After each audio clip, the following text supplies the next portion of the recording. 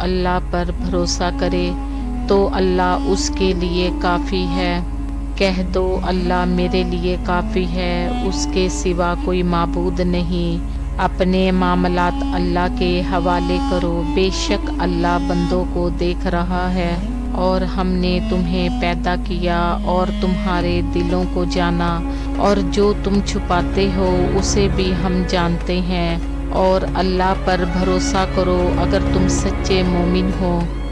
بے شک اللہ کے وعدے سچے ہیں، لہٰذا دنیا کی زندگی تمہیں دھوکہ نہ دے۔ تمہیں جو کچھ بھی پریشان کرتا ہے وہ اللہ کے حکم سے ہوتا ہے۔ یہ آیات اور اقوال ہمیں اللہ پر مکمل یقین رکھنے اور اپنے معاملات اس کے سپرد کرنے کی ترغیب دیتے ہیں۔